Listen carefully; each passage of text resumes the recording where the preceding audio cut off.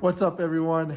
Thanks for tuning into my channel once again. I'm gonna have you guys follow me on this little ride of how to figure out what the bucking on my car is. Let's go, right? Let's go. Anyways, let's get over here. There's my car. It is my car that likes to buck. Buck like a donkey. All right? Like a donkey. Anyways, let's open the hood. Get that going. So, I just want to let you guys know that I literally just tore my pants. Wow. I literally tore my pants on this right here. Yeah, I just wanted to let you know that. No, that wasn't what I was going to say, but that's what just happened when I was going to let you know what I was going to talk about. Anyways, yeah, pretty awesome. Looks like I had to change my pants for work. Okay, so let's get back to this. Let's open the hood here. All right. I just did my valve cover gasket sealant replacement last weekend. Everything went pretty smooth. I would not recommend that job to anybody who is kind of like just a wrencher. I don't know what the job would cost, probably like $600 to $800 at a shop, I'm assuming. It took me a little bit. Well, actually, from start to finish, I probably could have got it done in like 5 to 6 hours. But this was my first time doing it, and there were a lot more things that I needed to take off than I expected. And because of that, and I didn't know the steps, and I didn't know exactly 100% what to do, it took me a little longer. But I guarantee if I did this job again, it would probably take me, I don't know. I could probably start to finish it in like 4 hours. Let's say 5 hours at the most.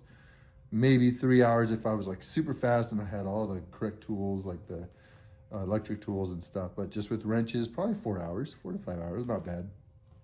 But the longest part about it was actually scraping out the old gasket. That sucked. Scraping out the old gasket sucked. That took me like an hour and a half, partly because I'm kind of OCD. And, you know, it was my first time doing it, so I wanted to do it right. And I didn't want to do it again because that means I had to take it all apart again and all that stuff. But anyways, let's go ahead and show you what I did and how it looks. All right, here we go. As you can see, my engine is back together, and let me show you the gasket sealant that I did right there. You can see it. I used Permatex Sealant rated up to 500 degrees Fahrenheit. I don't remember the exact model number of the Permatex sealant. I'll put it in the description.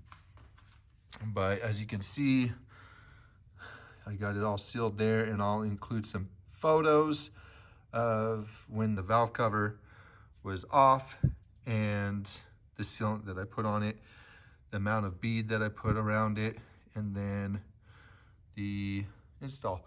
And I'll also include some photos of the spark plugs because in cylinder 1 and cylinder 4, I had oil in there before. That was the main reason why I did this job, because there was oil in there which was creating a misfire and an EPC and multiple misfire codes and stuff. So I decided to do this job and get it done right. And with the photos, you will see that there is no more oil in cylinder 1 and cylinder 4. And I even checked cylinders 2 and 3. And there's no oil in there either. So everything went smooth with that. The only thing that gave me an issue, was when I reinstalled it, I must have reinstalled my gasket to my high pressure fuel pump right here. I must have reinstalled that wrong because I came home and I was having a major fuel leak, and it was coming from the gasket area. So I took it all apart again, which was super simple. Once you do it once, you know exactly what to do. And then I put it all back together correctly. I lined it all up. And then I put actually some Permatex sealant on that gasket as well, so it didn't get any future leaks, which was recommended by another guy in a video on YouTube that has done many of these valve cover gasket sealant replacements. So that's that. But I wanted to address the other issue, and the main issue that I did this job for was the bucking. I didn't know if this was causing the bucking or not. I was hoping it did, but the car still bucks. It doesn't buck as often, but I did go out and I did a second gear, a third gear, and a fourth gear pull, and the car's not misfiring at all. There was no EPC code thrown, and it pulls just fine like it normally should. So I'm hoping that the valve cover gasket sealant fixed that, because when we took it off, there was definitely some blow by, and we noticed that, and there were areas where it was leaking, and that's all fixed now. And the high pressure fuel pump is working, and there's no leaks anywhere on my car as of right now. Who knows? Who knows in the future? And I also checked my oil cap area, which is here, which was getting some oil. I've replaced the OEM oil cap twice, and I even put a little gasket in there. That didn't work. I mean, that didn't fix the oil seeping around it, which seems to be a common thing for a lot of people. Even some of my friends who have Mark 7s, they have the same exact thing going on. So I decided to get this cap here, and I still get seepage. I've even replaced the timing chain cover gaskets and the magnet gaskets and the gasket inside the magnet. I've done all that stuff. I've done all this stuff, you know, it seems to be preventative maintenance on this car, which is dumb. It should never be a preventative maintenance thing. But it seems like everybody on the Mark 6 GTIs and the Rs, and the Mark 7 and 7.5 GTIs and Rs, and even the Mark 5s, I mean, it seems like this is a common thing for all VWs and Audis that use the EA888 engine, which kind of sucks. Anyways, so I got that oil cap on there, and it hasn't fixed the oil seepage. So I decided to put a brand new PCV in there. That didn't fix the oil seepage. The valve cover gasket, it doesn't look like it's seeping now, so maybe that was the whole issue the whole time. I don't know. I really don't know, but I guess time will tell. Time will tell. But other than that, I have cleaned out all of my boost pipes or throttle pipes or whatever. I've cleaned my air filter.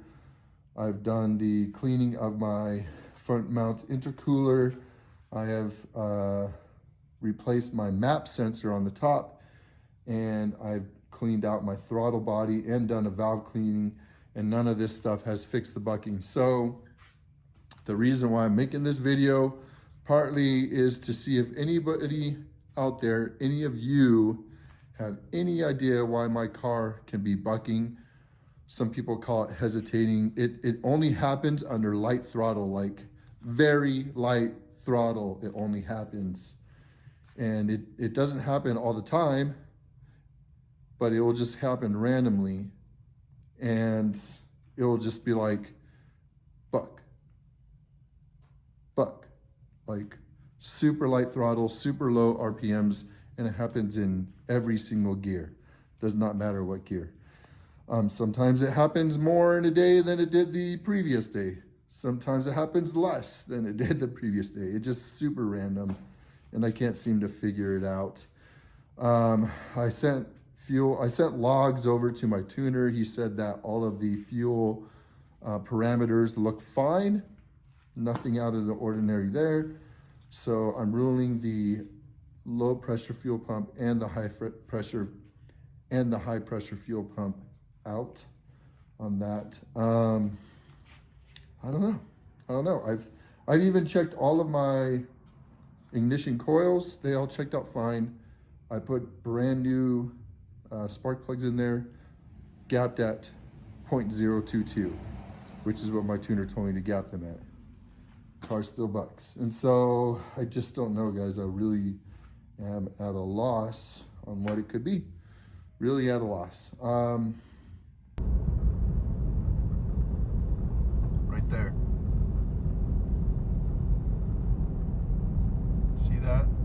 Turn left onto West Corax Way, again. then turn right onto again. North Trailing Indigo Court.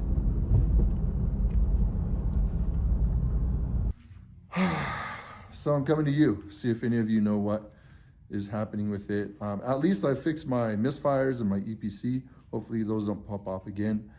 I have no codes popping up. There's nothing, there's zero, there's nada. And so I'm just at stumped. Not a big deal because the car still drives fine and I can still get on it and all that stuff. But it's just really annoying and it's something that I need to get fixed before I get my meth tuned. So please help me out. If any of you have any ideas, let me know. The next idea that I have in the list of things to check is the throttle by wire system. Maybe there's a short happening and that's what's causing the bucking. I really don't know because there's no codes, but I guess there have been people who have had Mark 6 and Mark 7 GTIs that have the throttle by wire stuff. They've had issues with their throttle pedal, some like box up in there or something like that. I don't really know, I've never checked. And so I'm thinking I can check that next. I'm not gonna purchase anything because it makes no sense to purchase these expensive parts for absolutely nothing unless I know it's exactly what it is. And then obviously, if I have to, I will take my car into a shop and have them diagnose it. Maybe someone at a shop knows what's going on and have had a customer with this issue before.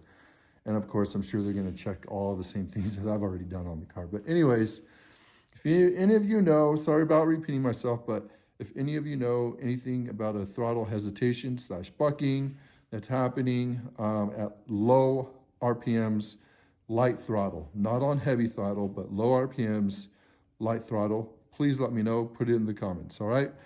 And I guess I'll just leave that as it is right there and say thank you for watching this video and for all of your support. And God bless America and God bless the people of Ukraine and everyone else who is suffering and going through all the world stuff right now. Stay strong and do what you can to survive and do well with others, all right? So that's what I have to say. Thanks for watching and please like and subscribe. Peace.